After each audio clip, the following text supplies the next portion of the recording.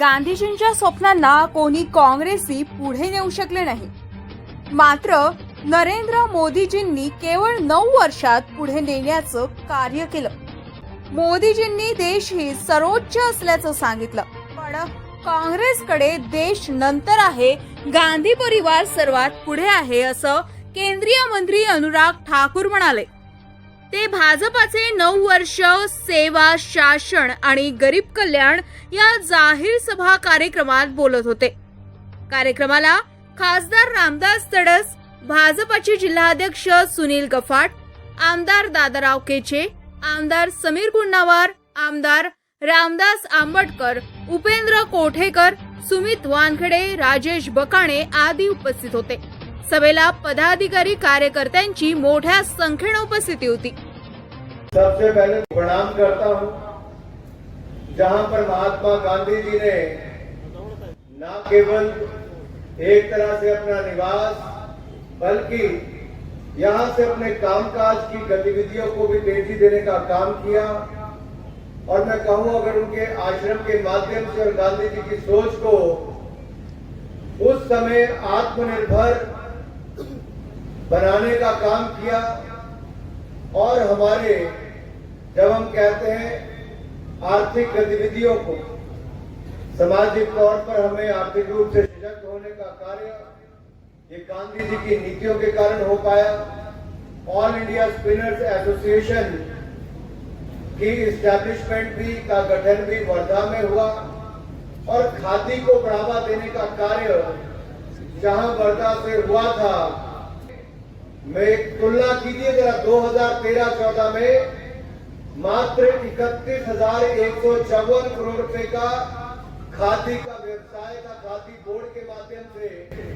लेकिन khadi village and industries corporation 31,000 crore से बढ़कर आज 1,34,630 करोड़ रुपए पहुंच गई.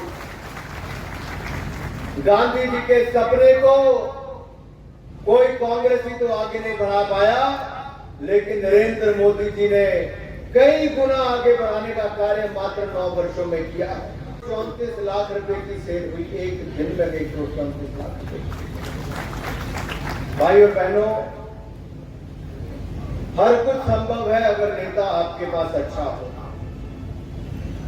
और खादी विलेज इंडस्ट्रीज के माध्यम से केवल व्यापार ही नहीं बढ़ा है, लगभग 10 लाख लोगों को रोजगार स्वरोजगार के अवसर खाली खादी विलेज इंडस्ट्रीज के माध्यम से मिला है देश भर के कोने. और इसी तरह से ही आज अगर हम हिंदी भाषा की बात करते हैं तो महात्मा गांधी के सपनों में भारत में एक सपना राष्ट्रभाषा के रूप में हिंदी को प्रतिष्ठित करने का भी था. उन्होंने कहा था, राष्ट्रभाषा के बिना कोई भी राष्ट्रगुंगा हो जाता है.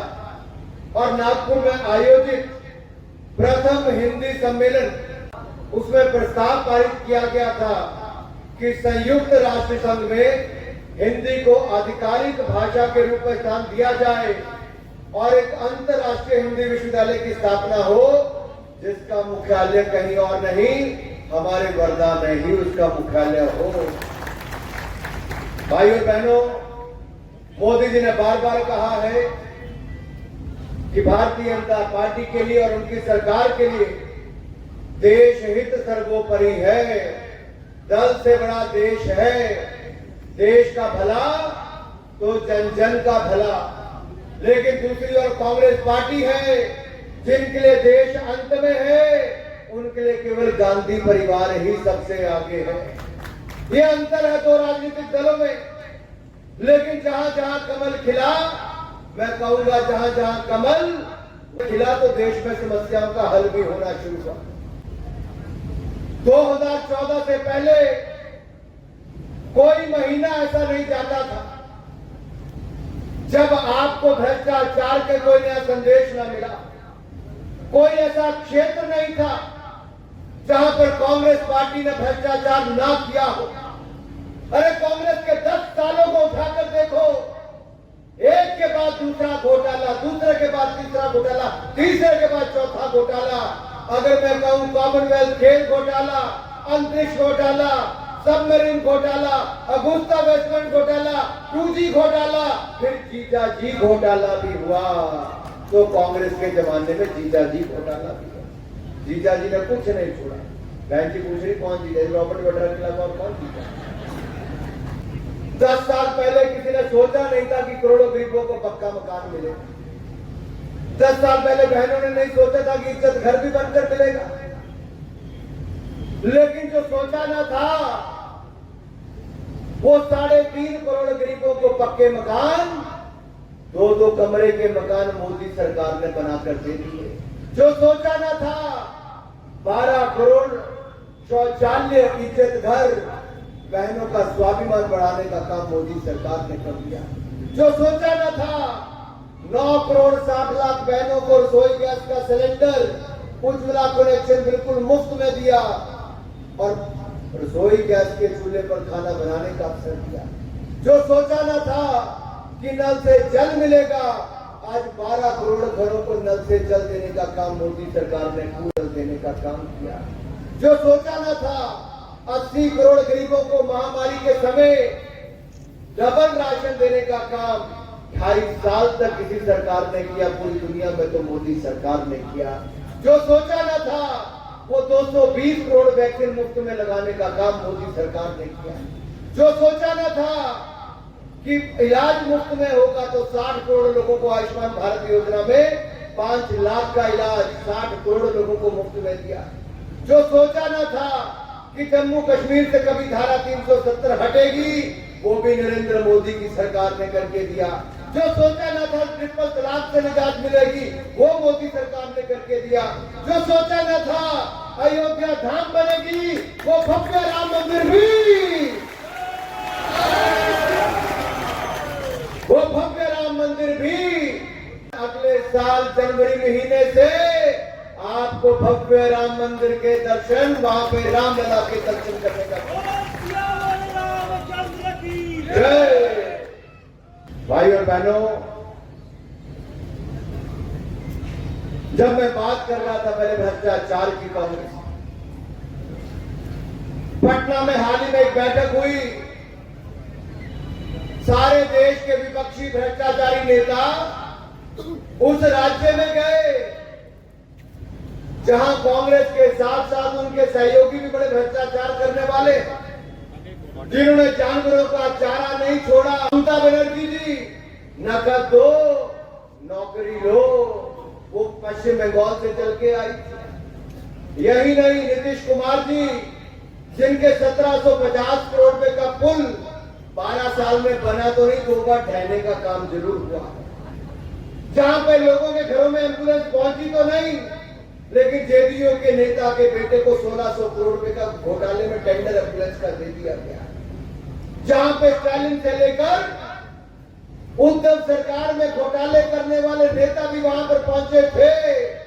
जो उद्धव ठाकरे 2.5 साल तक अपने घर के अंदर बंद रहे, तो जनता ने भी तय कर लिया तुम रहो, अपने सरकार चाहिए, और शिंदे जी और फडणवीस जी की सरकार, एनडीए की सरकार आपको बनाने का काम। और मित्रों, विदर्भ के इस इलाके से एक बार फिर महाराष्ट्र को नेता मिला, वो युवा नेता देवेंद्र फडणवीस जी, जिन्होंने महाराष्ट्र में पिछले 5 सालों में शानदार सरकार चलाई। और मैं आपको पूर्ण विश्वास दिलाता हूं, ये अगले 1.5 साल की जो सरकार का बचा है, हम इसको भी शानदार तरीके से चलाएंगे। केंद्र में भी मोदी सरकार बनाएंगे और प्रदेश में भी फिर एक बार एनडीए और भारतीय जनता पार्टी की सरकार महाराष्ट्र में भी बनाएंगे। आदित्य ठाकरे जी से लेकर उद्धव ठाकरे जी तक, उन्होंने भी एक भोंपू पकड़ रखा है जो सुबह शाम एक न कोई बयान देता है। जमीन पे कुछ नहीं है, लेकिन बयान रोज देता है। भाई और बहनों, ये लोग जो अपनी विचारधारा को छोड़कर गए, जो बाल ठाकरे जी ने कहा था उससे बिल्कुल विपरीत दूसरी दिशा में सत्ता के लोगों में उद्धव ठाकरे जी ने अपना जमीन भी बेच दिया, बाला साहब की सोच को भी बेच दिया और शरद पवार जी की गोद में जाकर बैठ गए। आज के ना वो घर के रहे ना घाट के रहे, लोगों ने जमीन पर लाकर उनको फेंक दिया है। मेरे भाइयों, जनता सब जानती है। राशि के बम हमलों में उस समय बाल साहब ठाकरे क्या कहते थे और कहां उधर जाके किसके साथ बैठ गए। जनता बहुत समझदार है मित्रों, जनता सब समझती है। ये उनके साथ जाकर बैठ के जो तुष्टिकरण की राजनीति करते हैं, जो सुबह शाम मुस्लिम मुस्लिम मुस्लिम मुस्लिम मुस्लिम मुस्लिम करते हैं, अरे तुष्टिकरण की राजनीति में मत जाओ, हमारे साथ आओ। ये मोदी सरकार है जो तुष्टिकरण नहीं संतुष्टिकरण करती है, सबका साथ सबका विकास करती है। गांव गांव में सड़कें 3 लाख किलोमीटर बनी थी प्रधानमंत्री ग्रामीण सड़क योजना में, लेकिन मोदी सरकार ने 9 साल में 7 लाख किलोमीटर बनाई। हमने कोई काम बिजली के बिना नहीं छोड़ा, हर घर तक बिजली को पहुंचाया, 4-4 एलईडी के बल्ब भी देने का काम किया। मित्रों, हमारा देश अटल जी की सरकार के समय 10वें नंबर की अर्थव्यवस्था दुनिया में बन गया। 10 साल में मनमोहन सिंह, सोनिया गांधी की सरकार रहे, 10वें नंबर पर ही खड़े रहे। लेकिन मोदी की सरकार आपने बनाई। जिन अंग्रेजों ने हमारे ऊपर 250 साल राज किया था, हमने उन अंग्रेजों को पीछे छोड़कर दुनिया की 5वीं सबसे बड़ी अर्थव्यवस्था हिंदुस्तान को बना दिया है। 5वीं सबसे बड़ी अर्थव्यवस्था मात्र 9 सालों में। और आपको जानकर प्रसन्नता होगी कि अगले 3 सालों में जिस रफ्तार के साथ हम आगे बढ़ रहे हैं, हिंदुस्तान दुनिया की तीसरी सबसे बड़ी अर्थव्यवस्था बन जाएगा। ये कांग्रेस ही कहते थे और दुनिया के कई नेता कहते थे कि हिंदुस्तान में कोविड महामारी में करोड़ों लोग मर जाएंगे, हिंदुस्तान की अर्थव्यवस्था डूब जाएगी, उद्योग धंधे खत्म हो जाएंगे। आज मैं आपसे पूछता हूं, कोविड के 2 साल हुए, 2020 में कोविड आया था। इन 3 सालों में मेरे भाई और बहनों अपने दिल पर हाथ रखकर बोलो, अगर मोदी ना होते तो देश का क्या होता, देशवासियों का क्या होता, हमारा देश कहां खड़ा होता। मोदी जी ने महामारी में मुफ्त वैक्सीन भी लगाई, मुफ्त घर घर अनाज भी पहुंचाया, 20 करोड़ महिलाओं को 3 की रसोई गैस के सिलेंडर भी मुफ्त में दिए। अब 200 रुपए गैस सिलेंडर पर सब्सिडी अगले 1 साल की और कर दी है। और यही नहीं मेरे भाई और बहनों, मोदी जी की नीतियों के कारण आज दुनिया में सबसे तेजी से बढ़ने वाली अर्थव्यवस्था 7.2% से दुनिया का कोई और देश नहीं, भारत हमारा बन चुका है सबसे तेजी से बढ़ने। अभी 1 महीना पहले मोदी जी 6 दिन की विदेश यात्रा पर G7 की मीटिंग में गए और फिर ऑस्ट्रेलिया के दौरे पर गए। दुनिया के 23 ऐसे देशों के प्रधानमंत्री या राष्ट्रपतियों से उनका मिलना हुआ। पापुआ न्यू गिनी के प्रधानमंत्री उनके पांव छूकर मोदी जी को गले लगाकर स्वागत करते हैं। फिजी और पापुआ न्यू गिनी के देश का सर्वोच्च सम्मान उनको प्रधानमंत्री भी कहती है कि दुनिया का सबसे लोकप्रिय नेता और पसंदीदा नेता कोई है तो भारत का प्रधानमंत्री नरेंद्र मोदी। दुनिया के सर्वेक्षण में 1 बार नहीं 3 साल में बार आया कि दुनिया का सबसे लोकप्रिय नेता 78% के साथ 3 साल लगातार नरेंद्र मोदी जी को चुना गया। यही नहीं, रशिया के प्रेसिडेंट ने कहा मोदी इज ट्रू पैट्रियट, राष्ट्रपति। और यही अमेरिका के राष्ट्रपति ने कहा मोदी जी मैं आपका इंतजार कर रहा हूं कि कब व्हाइट हाउस में आपको मैं खाना खिलाऊं, आपको रात्रि भोज दूं, कब यूएस कांग्रेस में आपको वापस बोलने का अवसर मिले, मोदी जी का इंतजार कर रहा है। ये उन्होंने ऑस्ट्रेलिया में कहा था, जापान में कहा था। लेकिन मित्रों, जब मोदी जी के कदम अमेरिका में पड़े तो यूनाइटेड नेशंस के हेडक्वार्टर में दुनिया के 5-7 देश नहीं, दुनिया के 135 देशों के प्रतिनिधि मोदी जी के साथ योगा कर रहे थे, मोदी जी के साथ योगा कर रहे थे। ये भारत के लिए मान सम्मान रिकॉर्ड बना।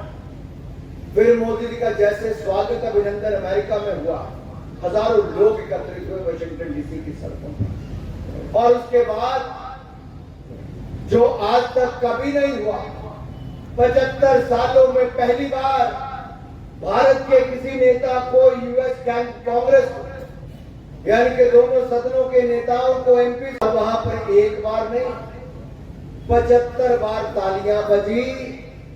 तो कितनी बार खड़े होकर? 19 बार खड़े होकर मोदी जी का स्वागत अभिनंदन अमेरिका के सांसदों ने किया, 19 बार अपनी सीट से खड़े होकर।